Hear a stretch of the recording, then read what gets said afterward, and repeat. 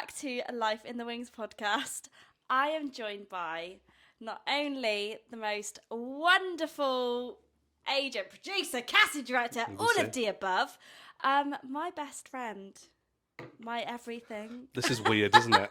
It's very odd.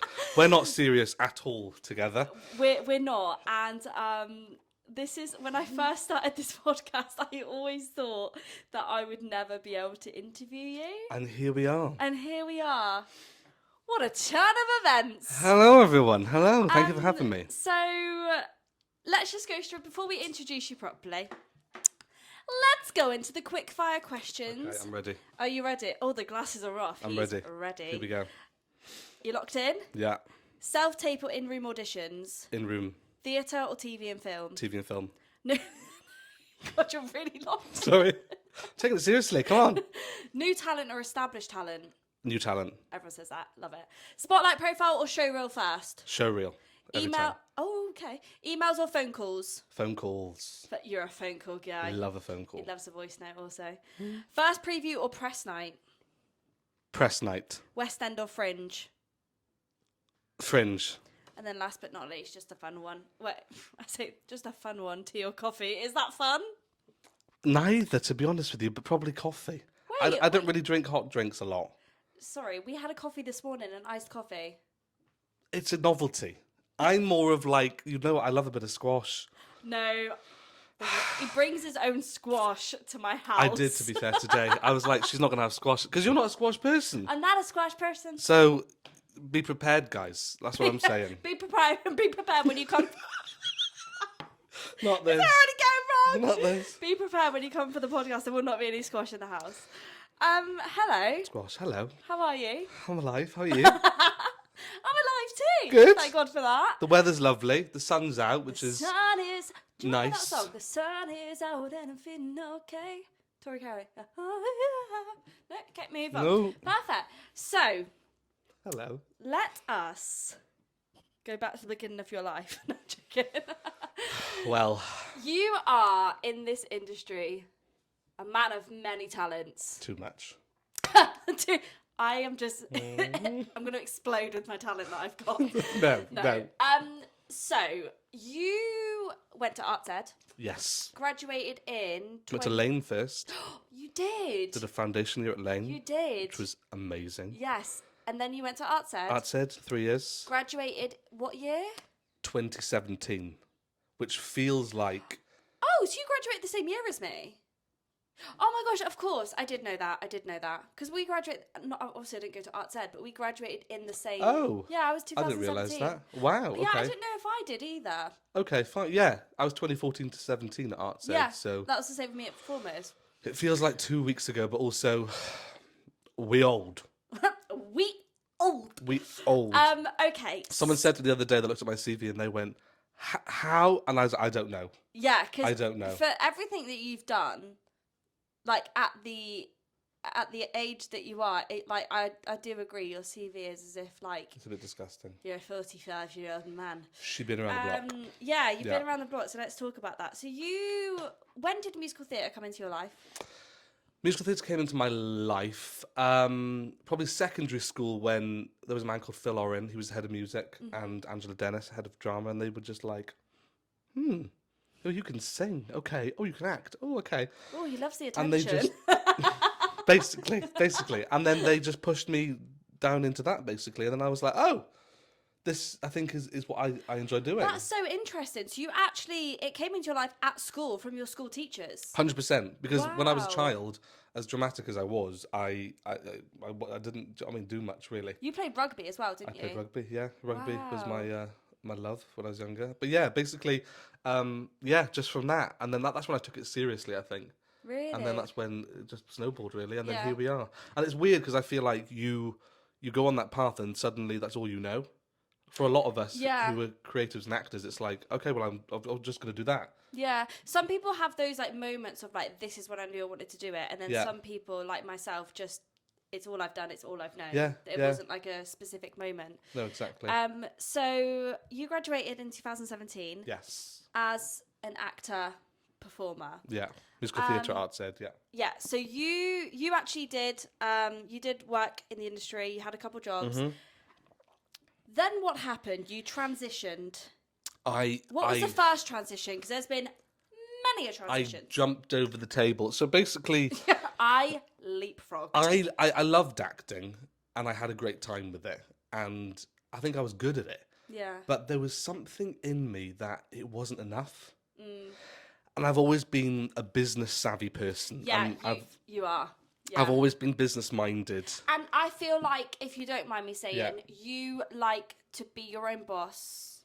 Yeah. Follow your own rules. I think for me, I'm very driven to keep moving. And with acting, Yes. there's so much you can do what you can do in your control, but there's a lot of waiting around, right? And for me, that just I was You like, had I that can't itch. stand here and wait. Do you know what I mean? Which I think helped me with my acting jobs and why I got them, because I went into rooms and I was like, yeah, great, let's go. I was quite blunt about it. Like, this man here, the confidence that you have, and the confidence that like you give me as well. I said on, I can't remember whether it's a podcast that's come out or coming out, that we used to do, because we know each other from way back in the day. We worked front of house. And we used to workshop me walking into the room, and you used to be like, "No, get up!" And all I'd done is like take my first step. But it was either that I was looking at the floor, or I was like hunched over, like I wasn't confident. And that's something that I really admire about you, is that you know your talents, you know what you can give, and you have that essence of like, not that you don't give a shit, because you do, but that essence of, I'm going to do what I can in the room. You either enjoy it or you don't, and you walk out. I think it's just, from casting and everything, I think for me, it's just knowing that you know who you are. Yeah. You know what you're coming into that room to do, and just have an opinion about that role, that piece, know what you're coming in. This is what I think. Do that. Yeah. And don't apologise for it. Bold. What do they say? Like, you'd rather be strong and wrong. Yeah. Than go in and not really make a choice, make a weak choice. Because you have to come into a room and be a leading player. Yeah. Because it's the whole thing of, if you can't lead the room, how the hell are you going to lead the show? You know, and Write that down. We'll get to it later, but it's the whole thing of, you know, of course, as a casting director, you know, I'm casting talent, but at the same time, I've got the producer sat next to me who wants to save money. Show stops cost money, right? Overtime, band, everything, whatever. So we're also looking for people that come into the room, and I know if something goes wrong, you're so confident in yourself that this show will keep going. So you want to invest in not only their talent, but the person themselves. 100%. Before they've even showed you their And talent. also the leading person as well. It's like you're leading the cast, and you lead by example, right? Yeah. So you need to find people that, and it's hard, because the game of casting, of course, it's talent, it's also personalities. It's working out who can go on a weekly touring show around the UK and isn't going to cause chaos. True. But how can you tell that from a few auditions? You know. So you went from performing to was it Agenting? Yeah. Agenting. And you started off as like assisting agent and kind of like worked your way up. Yeah, learnt the job basically. Yeah, cut my learnt the teeth. job. How did you find that? Did you have your own like lists and stuff like that? So it was at McLean Williams with Alex. So basically, basically started with MT stuff, and obviously that agency is amazing as well for like TV and film and straight acting, which for me was like amazing. Like I wanted to absorb it, you know. So yeah, that's why I sort of learned. You just learn on the job. Learn the job. Like you just cut learn your teeth and then start a list. Who to email, how to email. Exactly. Like what talent you want to take on. Yeah. That's so like. I love that you literally jumped on the other side of the table. Did you learn things like, oh, maybe that's why I wasn't getting called in, or maybe that's why. Everyone needs to go sit on a panel or like working in an office, because you just go, oh. There's so much more to it. Just for, and like we did, you walking in a room, just from people coming in the room and just going, okay, they're confident, but they're doing it in a way which is quite jarring. Yeah. It's that balance of being competent, but also being charismatic. Yeah, I think you have to have that essence of, you want to be confident, you want to be charismatic, but you also want to bring yourself to it. Yeah, like you don't want to. It's weird, isn't it? It's like this weird balance that we're all trying to find. But I just kind of live my life of, I'll do me. Be yourself. with a bit of more confidence when I'm walking in, and hopefully that lands. And if it doesn't, it wasn't meant to be. It's not meant to be, yeah. So you spoke about it. So at what point did you go into casting? Was there like an overlap? Was you doing it at the same time? So essentially, yeah. So after McLean Williams went to Global, working with Michael Garrett, and basically then obviously the pandemic hit as well, right? Yes, of course. And then from the pandemic, TV and film just kept going, right? So it was just a sort of transition naturally through that, essentially. So did you start with your musical theatre? Because like some of the stuff... Yeah. I say I've done my research. I knew it all anyway. But like some of the stuff that you've cast, Heathers, Percy Jackson UK Tour, Ghost UK Tour, Cruel Intentions, Boys in the Black stuff, that was that with BKL? That's with BKL. So how was that? So I was working in the producer department with an amazing team. Eliza Larkey, Tracy Charles, Julius Green, like just phenomenal people. Did you have like the best time and just like, again, learnt so much? I think for me, from all of the offices that I've been in, it all came together in one job because it was producing and also I was casting stuff there as well, right? So it was a nice balance of everything because you really had the full 360 of that process of a show. And you love to be busy. I love to be busy. You thrive. Well, I'm like, no, this is too much. I've got two things going on at the same time. Where you love like projects. Other than walking into the room as that leading partner in a company, what's the biggest advice that you would give someone that you've learned from watching hundreds and hundreds come into the room, going for the same role, singing the same material? Do you have any advice that you could give performers that may be watching that just feel a little like, I'm getting into these rooms, but I'm not getting the parts? Like, what sort of things would you either say that could help them, or even if it's something to do with like preparation or something to do with what you're actually doing in the room? Like, what would you advise?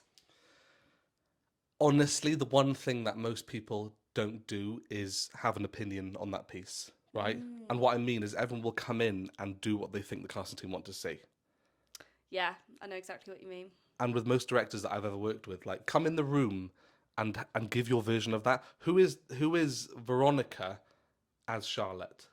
What do you bring to that role, which makes it maybe a little bit different? Or what, do you know what I mean? What is that vibe? Because if you try and copy, Harriet Fletcher doing it, for example, or whoever...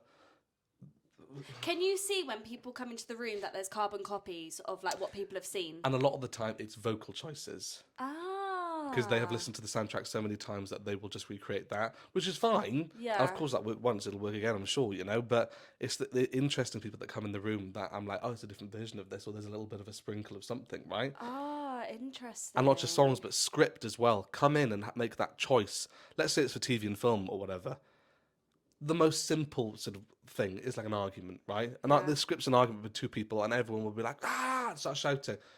Make a different choice. Yeah. Make the choice where you're absolutely cool as a cucumber, but you can see they're absolutely furious, right? And there's subtext bubbling below. No, I'm fine, right? Yeah. That's what's interesting, right? Because and that's a very simple version of it, but just make a choice on the script which isn't what you think is straight away what the I guess writing with that says. as well, because sometimes if you're trying to impersonate someone else's version, you end up presenting the role and not being. Yeah. Because I remember when I've done a couple workshops with Rent It Shouting with Harry Blumenau, and I remember there was this one time where I literally I sang 2 words. He was like, stop, and he was like, that was a bit of shit. And bear in mind, I know him, he knows me, so I can take it. But he was like, that was a bit of shit, wasn't it? And I was like, you know what? Yeah, it was. Because he was like, I want you to do it as Charlotte and bring what would Charlotte bring to the role, and not be, go in this, I never know what it's called, this distance that we go into in MT World. Yeah. Like, he was like, just cut all that. You're presenting it rather than just... And the thing for me and what I look for everything is if you find the truth. That is step one. If you can't find the truth, I'm not interested. Do you, because... Okay, I'm sorry, my brain again is going a million miles per hour. Do you have a dream show that in this world or in another world that you were like, I'd love to cast? Oh, gosh. Oh, I don't know. What would I love to cast? Parade. You don't know this man. Do you know why? Yeah. Because it is a play with music, and of course the music gives so much to it, but it's Did you ever see it on Broadway? I didn't. I didn't either. I'm really jealous of the people that did. But that's a really show jealous. where if you can't find the truth, you can't do that show then. Like, you have to you be have an to actor be first and foremost. Like, do you, I think I already know the answer to this, but based on what you just said, do you believe, like, acting is the first? Yeah. Yeah, do you know what I'm going to say? I don't care if you can sing, smack your leg, do whatever. Like, that's why I go watch shows, and sometimes I'm like, it's great, it's a spectacle, but like I don't believe it, you know. And also I don't care if you're doing a book musical like Mamma Mia or whatever it is, where it's quite simple, and it's quite cheesy, corny. Find the truth. You can still find the truth. I've seen people play Sky and Sophie, and they're amazing because I'm like, yeah. It doesn't have to I be this, like, believe. even if you play, like, airy-fairy characters, it doesn't mean the whole thing, the whole substance of the character has to be ditzy-doo-doo. Yeah, There can still be truth behind it. No, 100%. That actually reminds me, because obviously there's a new version of Legally Blonde UK tour, and I know I've seen a lot online where Nikolai Foster directed Amber Davies to be Elle, but as the truth, and Elle as a real person, so that does make sense. So you now have your own agency. I'm back. Wayne Wright Group. Now, first of all, where did the name come from? So my family's original name essentially was Wainwright before someone obviously annoyed someone and lost the Wayne. But way back when there was a connection with it. And I just, for me, like, I never wanted to put, I never wanted to be joked about it, but Tom Wright Associates, I never wanted that because... No, all Tom's like, even when you're like a performer and everything, we'd always joke like, TWA on tour, like Tom Wright Associates on tour. Like, we'd always say, if you get an agency, you have to call it TWA. But, so I was gutted when you didn't. Well, no, I didn't want to put my name on it because I find it, I don't know, especially in the future, you know, when I bring other agents in, whatever it is, when it expands and grows, like... You don't want Paul down the lane being like, hi, Tom, when it's actually someone else. I feel a bit uncomfortable, other people working in the business and my name's on the door. Do you know what I mean? Yeah. I'd rather something a little bit more general where it's like, you're part of this and this isn't me, if that makes sense. This is a company that I'm building and you're But you're I guess part you of that. still wanted an essence of who you are in Yeah, the name. Yeah, and I think with the name as well, it's a universally known name. You know, the other thing is I didn't want, because if it was Tom Wright Associates, the W.R. Wainwright, they know Wainwright Brothers. Like, do you know what I mean? It's everyone knows how to spell it. It's easy to remember. You know, because you don't want to be on the phone and they're like, how do you spell? It's just it's long. With me, life is about efficiency. And do you know what I mean? It's so true. Waste time. Tom's like, no, we've got no time. It's this, and this. I'm like, okay, I'm coming. So the transition of you working at BKL was straight into then opening up your own agency, right? Yeah. So where did that come into play? As in the transition coming back to management? Yeah. So I was always coming back to this. Right. It was always on the cards. It was, go do your time, go do your pilgrimage around this industry.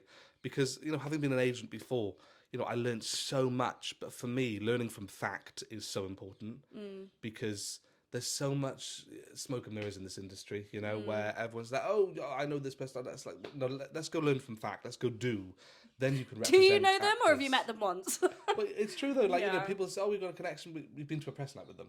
Do you know what I mean? It's very different to working in an office for someone or having that direct relationship. Because now what I love is we just cut the crap. You know, for most offices that I phone, there's no like, hi darling, how's your weekend? We know we're like, hey, you're right, yeah, all good, thanks darling. Like, right, this is what I want, this is what's happening. And because you've had those close relationships with people and you've learnt from them, they've helped you along the way to get to this point. And they've also been part of it. Yeah. And there's so many people who knew this was coming for so long that they were like, oh, like this actually happened now, which is amazing. Because I think for me, when I did what I did, I spent those years from a business point of view, because my thing was understanding what a casting director and producer wants from this negotiation, not just me as an agent. Yeah. And when you understand the full 360 of that negotiation from TV, film, creative, theatre, that's when you know, there's a game to play with it, right? You know, and that's when I know what they want from this.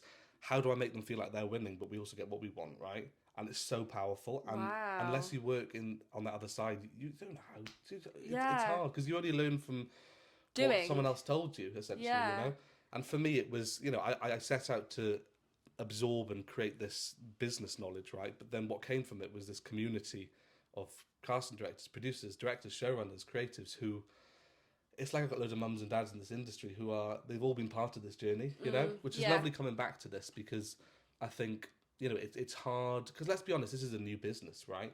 But I'm not new, so how you know? how old is, because I remember when obviously we lived together and you were speaking about, you know, I think it's coming to the time now where I do want to open it, and I remember there was this toss and turn between, oh, do I open it now, do I wait another 6 months, and I remember just being like, just do it, and you were like, you know what, I'm just going to do it. I feel there's never a time where it's like, is it the right time, is it not? With anything in life, there's never the right time, because there's always doubts, but you just got to take the leap and you just got to do it. How have you found it?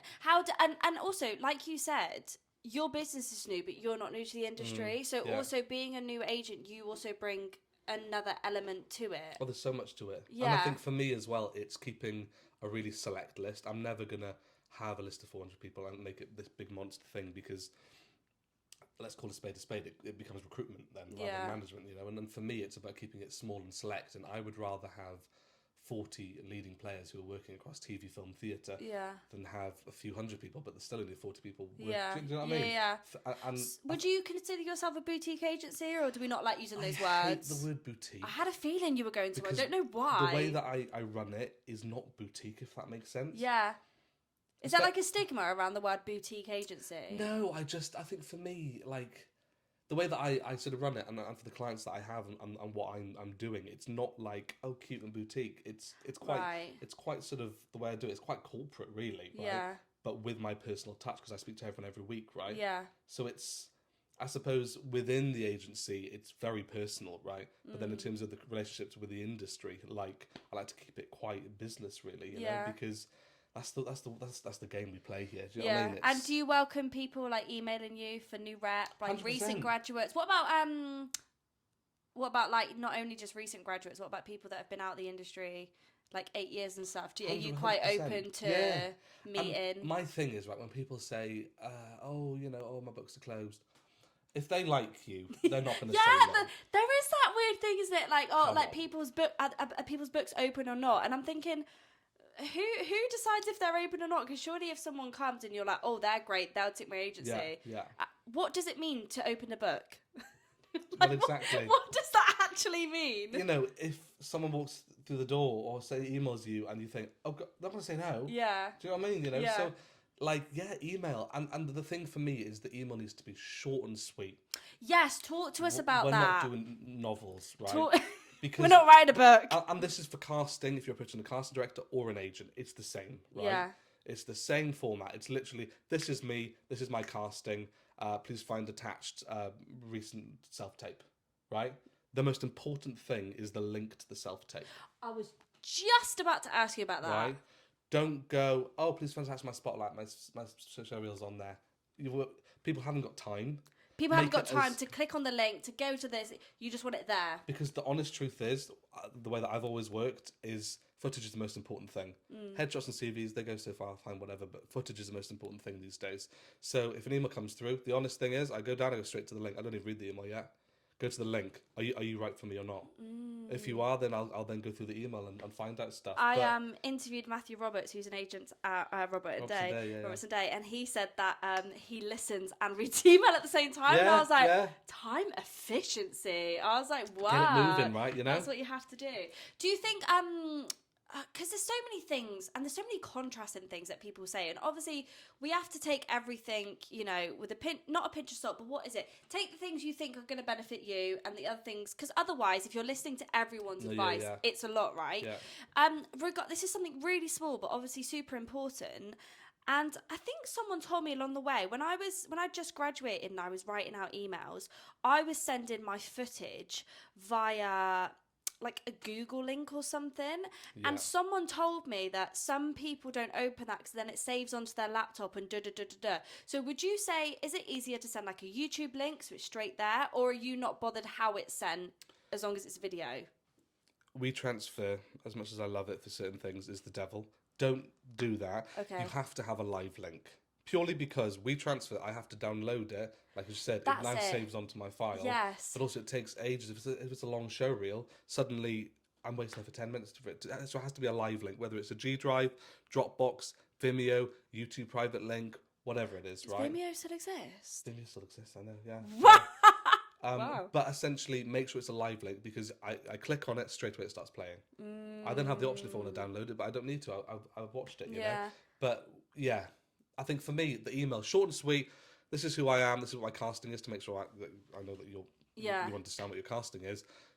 Please find attached a recent self-tape, obviously your Spotlight link, and then copy and paste your headshot from your Spotlight CV onto the email. Don't attach it because the attachment doesn't open. I have to click on it to attach it, right? Oh, copy and paste it onto the email. Like, that's the best thing. Guys, this is hot advice. Oh, wow. So copy and paste it so it's already there so they don't have to click on it so they know exactly a face to an email. Yeah. And also, like, and I know everyone says, but just don't do blanket emails. Like, you know, like email personally. And also in the email... I was going to say, how does an email stand out to you personally? If I can just see your personality. Like, it's the ones that are like, hey, Tom, listen, looking for a change in rep. This is what I'm feeling. This is what's not happening. Here's what I think my casting is. Here's a recent tape. Would love to chat. So you like quite a humanised email? Yeah. Not like, hi, I hope you're well. Hi, Charlotte. I'm an actor, obviously. Like, that's why we're here. Do you know what I mean? Like, you know, it's like... It's so true. Don't worry about the fluff and the faff. Like, just get to the point. You're very much like that, aren't you? Like, but this is the way that I work with clients. And I think for me, it's come with solutions, not problems, right? So come with what I need straight away, you know? Because that's how you work in this industry and thrive, is by being efficient and just getting the job done. You know, stop fluffing it. Yeah, like, you know, I love that. So, with your talent agency that you have, do you? Because I don't know whether this is the right thing to say or not. I'm just going to ask it just out of purely for education. Be blunt. Some agencies that I see, I'm like, oh, I feel like that agency is more like ensemble, and I feel like, oh, that agency very much does lead in. Do you have a specific track that you want your clients to go down, or are you kind of whoever comes to the table comes to the table, and I like them, I take them on type thing? Like, do you have a brand of what you want to create, or is that maybe that's ever changing?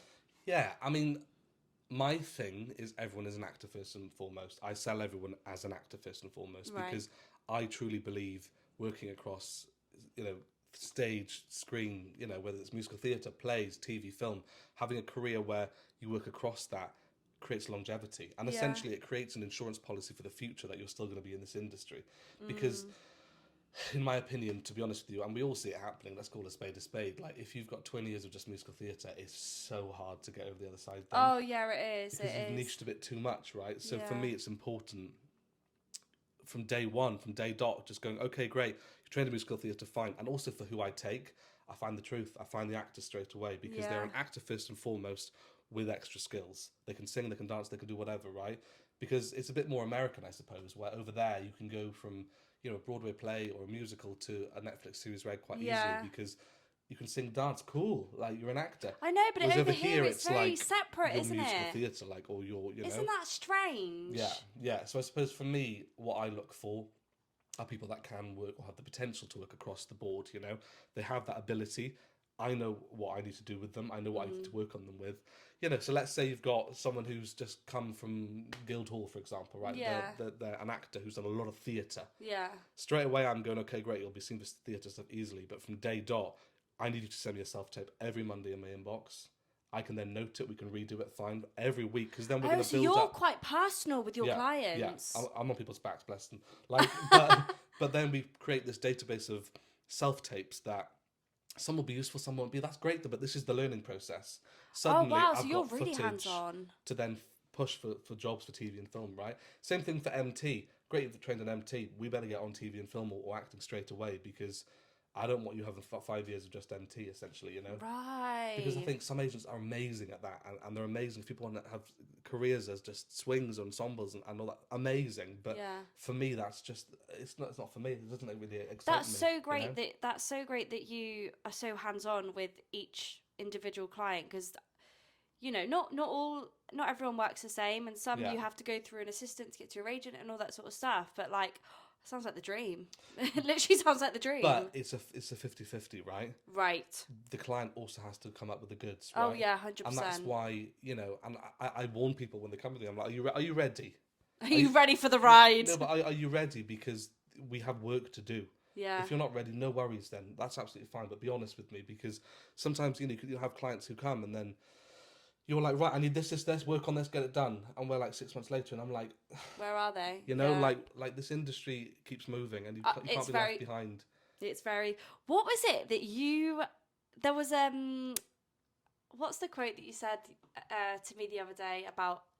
Do you want to be hunted or that? Oh, hunt or be hunted. Hunt or be hunted. And what's the other one? Are you going to sit at the Are you table? going to be at the table or on the table, right? And the whole thing is, you know, are you going to be there and are you going to be participating, or are you on the table that people are essentially eating, right? You know, and I know it's quite brutal, but no, but for me, true. It's like, let's get the job done. Yeah. Because there's too much crap in this industry. There's too much faffing around and smoke and mirrors and, oh darling, give it time. Yeah, fine, but what are we doing in that time?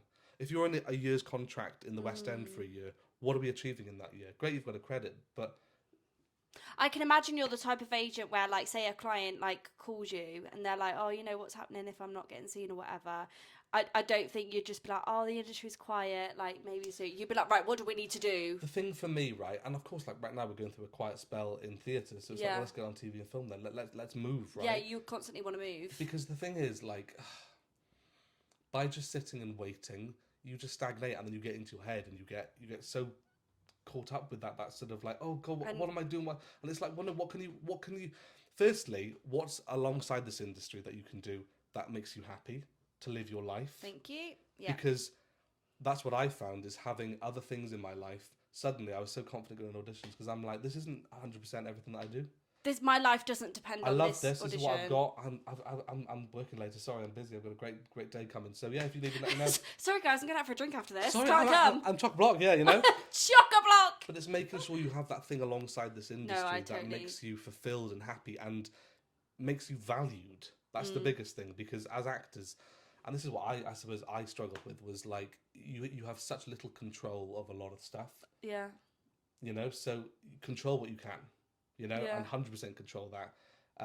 But yeah, I think for me, it's just be proactive, you know, rather than reactive to this industry. Yeah. Make sure that you've got all your self-tapes ready, like they're done. Because my thing as well is self-tape all of your rep, right? Yeah. All of it. Because at some point, there's going to be a day where you're recalled or whatever, where you're ill, and then at least I can go, no worries, because a song in the style of the show we've already got. Yeah, you're still in the running. Or if like your agent's like, hey, you've been called in, there's a really short time frame, can you send me something? And you're out at work, or you're like, yeah, no problem, I've already got a bank of self-tapes. Or for example, when I was at BKL, I used to say, can you self-tape a song in the style of the show?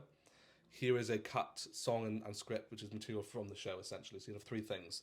One's already done then. You can focus on the material now rather than going, oh God, what's the song in the style of the show? You know, it's... Yeah, so true. And I'll always say to everyone as well, when you go into rooms, sing the song in your rep that's closest to that show. Don't bother learning a new one two nights before. Oh yeah, so many people do that. Edge, you know? Yeah. I'd rather you come in, because the first round of an audition is a tick box, right? You are literally getting the casting team and the director to go, yeah, they can sing, they look right, yeah, fine, let's recall them. Now we do material, now we do the nitty gritty. Yeah. Just go in, do the job well. Don't do a song that you're going to go, can I sing it today? Don't do it. No, do the safe option. Yeah. Go and literally tick a box. And then in the recalls, we can get on with the material. Do you know what I mean? Yeah, unreal. It's when people come in and they're singing like Frozen or something. And you can see how they're struggling. I'm thinking, why have you taken that risk? Yeah, it's not worth the risk. They just want to know that you can sing, because now you've not performed to the best of your ability and showcased your talent to what you can actually do. Exactly. So we're about to move on to our next section. Okay. It's called Backstage Drama. Did you like the eye contact? Really enjoyed that. Really good. Sometimes I sing it. Jesus. Jeez Louise, how long have we got left? No, I felt that. I felt the connection, you know. Anyway, moving on. This is where I ask my guest if they have... I'm intrigued by yours. If you have any funny stories, embarrassing stories, and because you've had such a a ride in this industry. Surely you have many where you're like, oh, damn, I sent this email, or like I got myself in a meeting, and do you know what I mean? Do you have anything? There's so many chaotic things that have happened. So I'm going to try and make this as short as possible. But I was casting a show. I'm not going to say what it is. And we were casting in the Umbrella Rooms, which is a casting studio for anyone that doesn't know. And we were downstairs in Studio 7, I believe it was, which basically you don't have to go into the building to reception. It's the studio on the side of the building, around the corner, where there is a door from central London that goes into this tiny little waiting room, which then goes into the studio. I didn't know that existed. So there's no receptionist, right? Oh my God. So, yeah, the way you do it, you put a sign on the door just saying, here's the audition's in here, leave the door ajar, and people come and they sit and they wait. And then the way that I always did it, I never had a runner, I do everything. Right. Purely because I like to come out of the room, debrief with the actor and be like, hey, how are you? Connect, fine, you're okay, any questions, right? So they feel ready to go into the room. So, yeah, essentially, doors ajar, fine, one by one, essentially, and it's great. I love it when it's like, we're on time, and we audition someone, we walk them out, thank you so much, next person's waiting. Yeah, they come, perfect. right? So, I'm seeing someone, fine, lovely, we hear them sing, lovely, fine, da-da-da-da. It's older women for this role that we were seeing. So I go out, I don't look at the headshot, just look at the name. Let's call her Doreen, fine. Yeah. So went out and I went, oh, thank you so much, and goodbye. Doreen, how are you doing? Great, right, are you okay? Yeah, fine, lovely, fine. Well, come with me then, so we'll go inside. Any questions? No, looking a bit flustered. I'm thinking, oh, God bless her. Anyway, go in the room as usual and introduce her to the team. Me, this director, fine, lovely. So, and also they didn't have to bring any of their own material. We were doing material from the show. Okay. So I go, this is the MD, fine, lovely. The MD's just going, yeah, fine. So tempo, and Doreen didn't leave the centre of the room. She looked pretty nervous, bless her. So I was thinking, oh God, how do I make her feel comfortable? So I'm just going, Doreen, come over to the piano, da-da. Talking to the MD, the MD's I don't know where this is going to go. So here's the tempo, lovely, fine, whatever.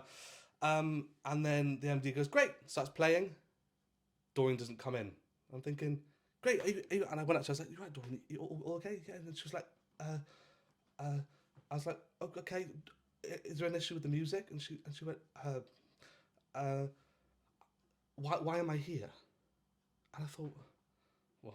Like, it was odd. And also, like, oh my God, Doreen came in costume as well, or what I thought was costume. I thought, God, she's tried. Doreen she's gone for cosplay. Doreen, bless her, was a homeless person who had come in off the street to, obviously, it was a hot day, to find some shelter. Obviously, was like, oh, there's a cracked door, sat down in the waiting area. And I had taken her into the audition room, and obviously she was baffled by the whole process. I was mortified. And like the big creative team as well, and the creatives, honestly, they couldn't hold it in. They were like, oh, we are so sorry. Awful. Anyway, I then went, well, we've got a break now, and the next person was waiting in the waiting room. I was like, give me 5 minutes. So I took Doreen to prep. I was like, let me get you some food. Like, you auditioned someone that was homeless. When you first started the story and you said, and then Doreen came through, I'm thinking Doreen thinks she's going to like a doctor's appointment or something. But it's the fact she went along with it. She went along with it. I mean, to be fair, I was obviously like a wind through a tunnel. I came out and I was like, come on in! How you doing? Give me the tempo! Here's the creative team, and Doreen's thinking, right, okay. Because, yeah. Oh my God. I don't think a story on this podcast could top that. The director has never let me live it down. Every time, and it's funny because whenever I'd be casting in whatever, whenever I've seen him and he's walked past, he's just gone, make sure it's the right person come in the room, yeah, Tom. I'm like, oh my gosh. Horrendous. But that's why Studio 7's dangerous, because the doors are ajar, and people always say like, "Oh, be careful! Don't make sure the actors take their stuff in the studio because people come in and nab things all the time, right?" Oh. Poor Doreen came in and just wanted to have a sit down, and I was like, "You've got a job interview. Come on through." Can I tell? Can I tell the story of when? Well, I'll tell it. I won't mention what it was for or whatever. It's definitely not as funny as that, but obviously, you know, Tom's one of my best friends, and this industry is very, very small. So there has been cases where I've gone into the room and you're, you know, on the other side of the panel. Yeah. But one time I panicked. And it doesn't happen often. Yeah. It doesn't happen often. But one time I panicked. And I went over to him and shook his hand and said, nice to meet you. Imagine me, I just didn't even look at her. I was like, And I don't know why Go I on. did it. just leave. Just literally, it's like... It's because you shook everyone's hand. That's what it was. That's and what you it got to the was. end and you were like, No, lovely to meet that's you. what it was. The pianist had complimented that because I cut my music, and at the top of the music there wasn't like the song or who wrote it. So I wrote the song name, and I also wrote who composed it. And he was like, "That's a really lovely touch that you've written. You know, who composed it, who's the lyricist." And he gave me a handshake saying, "You know, thank you so much for coming in." And I was like, "Thank you." And the panel were quite close, so I was like, "Well, I have to go down." And then I got to, and I thought, I can't not shake your hand because they're gonna think, well, she's rude. She's rude. So I went, "Nice to meet you," and I walked out. And This I've never industry. I've never lived that down. Oh god, Shake that's hand every hilarious. time I see you now. Yeah. Lovely to meet Come you. to my house. Nice to meet you. Jesus.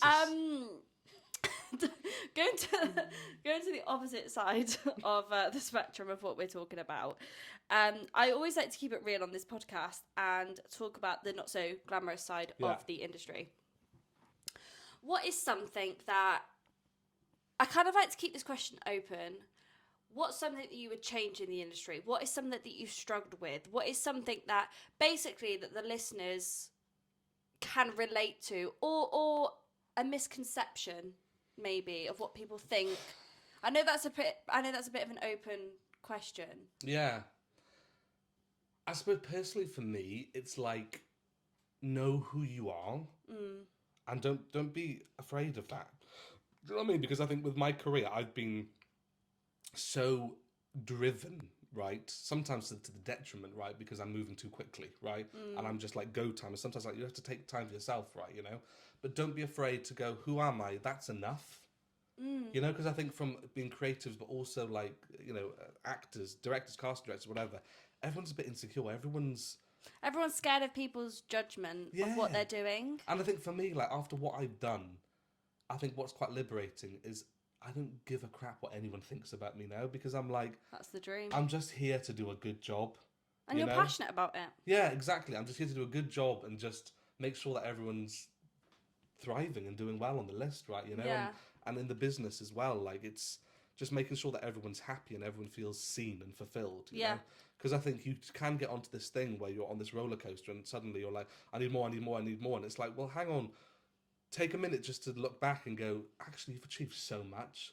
What's the song? Billy Joel, Slow Down, You Crazy Child. Love it. That's my song. Do you know what I mean? Just to be like, breathe. Yeah. Because I think for me, like, I'm always looking to the future. And that's the job of an agent, of course. It's always looking to the future of what's coming and going, right, I need to be on it, I need to be on it. I think you're naturally programmed like that as well. Yeah, it's very similar to my 100%. brother. Yeah, He's always after what's next, Yes. what's the next goal. And I'm like, look back and actually see what you've done. And it's funny because it was only really at BKL when it all came together, all of these skills that I'd absorbed, that I went, oh, I'm good at this.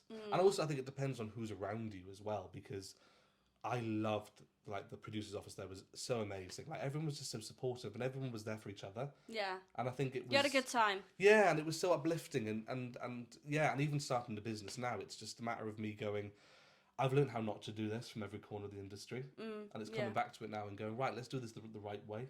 Yeah. You know? And I suppose just learn from your mistakes. I've made so many mistakes, you know? And that's totally normal and totally human. And it's about just going, learn from that and go, right, how do I take this forward and how do I improve this forward, you know? For not only me, but for the experience of other people. Yeah. You know, my clients, the people I'm working with, casting directors. And that's why with me, it's just be real, cut the crap, there's no fluff.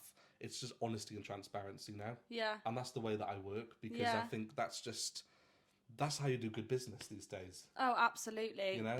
People just want honest people. And I think sometimes people misconstrued as honesty as brutal when it's not the same thing. No. Someone could be honest without being brutal. Yeah. Like, we can be kind and honest. It's constructive criticism and it's done with love. And also, you know, I'd like to think that every casting I've ever been in, it's been very supportive and open. Yeah. And for me, it's a matter of making sure that you don't leave the room until you've justified why you're there.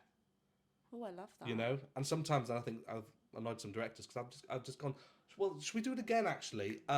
What was the note that you gave that last place? It would work on, and I, as a cast director, was quite vocal, I think. Yeah. Purely because I'm there to make sure the actors do a good job. The director's doing his job to choose. I don't choose. I just provide, right? Yeah. But I'm on the actor side as a casting director to go, we're going to make sure we can do a good job for that person. I think that's a common misconception, is that people think casting directors cast each individual person in the show. They don't make the decisions. They don't make the decisions. They provide options. Yeah.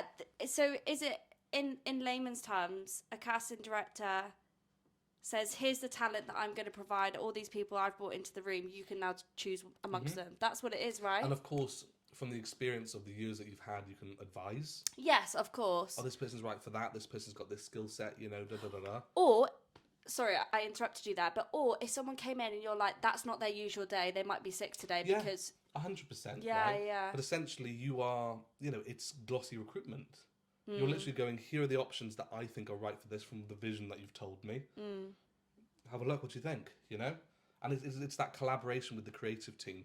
And that's why I love BKL so much, because it's so collaborative then. It's all done in-house where everyone knows everyone so well. Like Paul comes in, Paul Taylor Mills, obviously, and like, you know, he's got his babies of shows, you know, and it's collaborating with different people in that office all the time that come in and out. And it's just creatively fulfilling, you know? Talking about collaborative work and collaborations, do you have a certain creative or creator that you'd aspire to work with one day? Oh, gosh. That's a big question. That's a big question. It really is. It's... Or someone that inspires you. Oh, gosh. Apart from me. I mean, there's so many people that inspire me, like... Do you know who really inspires me? Is your brother. I knew you were going to say that. He inspires me so much. Yes. He inspires me. He's made me such a... Yeah. He's so open to just meet, connect. Like, and that's what this industry is. That's what the job of an agent is, which I think has been a bit lost in recent years, where it's become a bit of a money game, I suppose, where people have huge lists, they make loads of money, whatever, and it's like, this job is about connecting at the end of the day, having that connection with the client, and then connection with casting directors, and meeting people together. And genuinely care. My brother's mindset, he's even changed my mindset over the years. Like, if I don't say so myself, like, what a brilliant answer. Because, people who don't know Jamie Neal get to know Jamie Neal. He's the most loving, caring, will do anything for anyone, likes to connect with real people, likes to create work, likes to direct, like... Oh, I just love him so much, and the thing for me though is he's got the full package, because some people can be amazing networkers, but they're not very talented, or vice versa. Whereas he's just he's got the whole thing. And his career's shown that, because it's so diverse and so colourful. Do you know what I mean? Like, I mean, he's living in LA, so he must be doing something, right? Do you know what I mean? Like, directing in LA. yeah. But I think people like him are the future of this industry, because like the way that he works is the way that I think that I work as well. We're quite switched on. When you two, because obviously I FaceTime my brother. It happened last night. It literally happened last night. It's like they're on a business call. I'll just leave them to it. Thanks, Charlotte. See you in 10 minutes. Yeah, literally, he's like walking around, like talking, and like the words that are coming out of your mouth, like talking about, like, oh yeah, so like the EPC of the, and I'm like, what's that? Sorry, like it's just, you two just connect on another level, and I love that. We're about to go into the final segment of the podcast, and it is called the 5-minute call, and it's where I give guests space to tell me their dreams, what they want to achieve, whether it be with Wayne White. I have a habit of doing that. Wayne White Group. 1, 2, 3. Whether it be Wainwright Group. Well thank you. Whether that's like I don't know.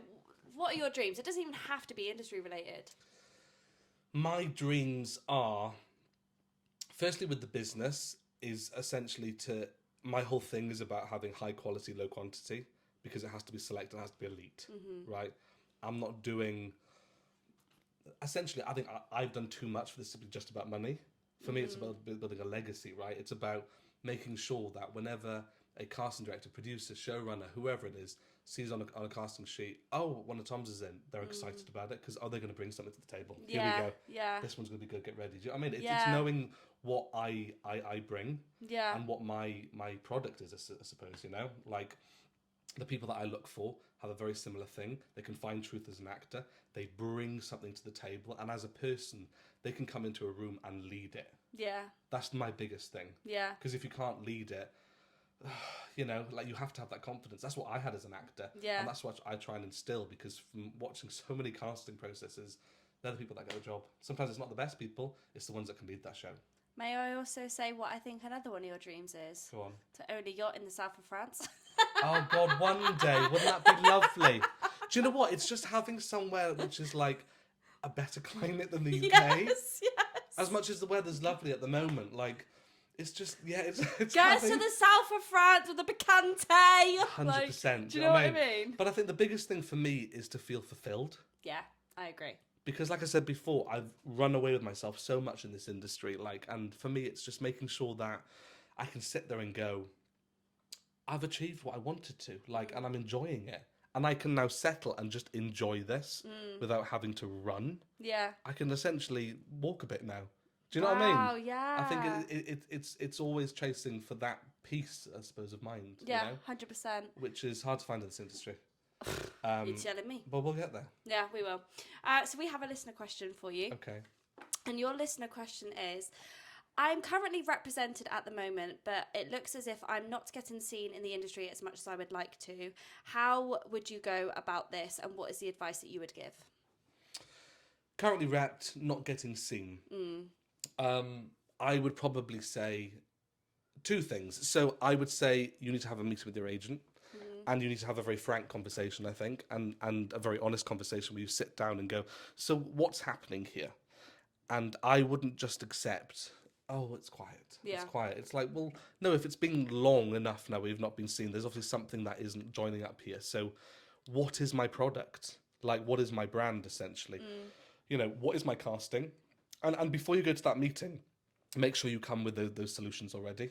You know, like I want you to come and just go, okay, here's what my casting is, the shows that I'm right for, the track I'm right for. Is that where my agent's at? Like, do they agree?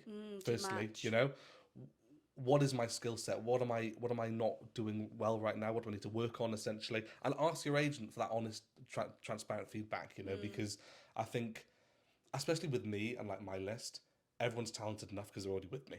That's not an issue for me. Got you. It's now my job to make sure things work. It could be the headshots, it could be the footage, it could be the way that you're walking into rooms. Let's get some feedback, right? Like, there's more than one way to skin a cat. Yeah.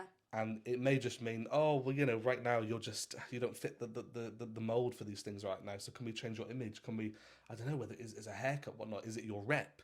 What is it? Do I not have the footage I need to push for There's you? so many things to actually think about. It's There's not so just a case much. of, oh, getting seen, getting on. Yeah, exactly. You know, but also being really honest with yourself and saying, the shows that are casting right now, or whatever it is, do they suit me? Well, that's why you're not getting in the room, because you're not suited to them right now. Do you know what I mean? For example. Yeah. But if you're not getting seen, do something about it then. Yeah. Take the reins yourself. Because it's not just, oh, my agent not getting me in the room. And I think that happens a lot where it's, oh, my agent. Send your agent self-tapes every month. Even if it's one tape a month. It's footage they can use to push. You know, be proactive. Do everything in your power, like I said, in your controllables, because that's when your agent then goes, oh, great, well, that's a really good tape. I can start using that. It's And, like, they must want it. They're keen. Yeah, exactly, you know? But it also keeps you in their mind. Yeah, so true. You Keeps know? you on the forefront. Because it happens sometimes where someone sends you a tape and you go, oh, God, they are a good actor, aren't they? You know, it's And, like, a reminder. You know? Ah. And it depends how big people's lists are, right? Because if you've got a huge list, you do need that reminder, you know? Yeah. Because if it's a bit more select, it's a bit more different. Like, but I suppose, yeah, the advice is just have that meeting and work out what you need to change that's not working then. Because something's not working. You know? That's solid advice. Just be proactive about that. I love that. Thank you. Thank you so much for having me. For coming on the pod. This is so weird. Literally, probably just gonna like chat for the next couple of hours now, anyway. But genuinely, thank you so much for coming onto the pod. I honestly think like I hope this gets lots of views, because I really think that the advice that you're giving is so beneficial to actors, creators, creatives, like anyone in this industry. Like, I think like people should listen to you. So thank you so much for coming on. It's been a pleasure. And thank you guys for listening. And I will see you next week. Please like, subscribe, and comment and share the love. See you next week. Bye.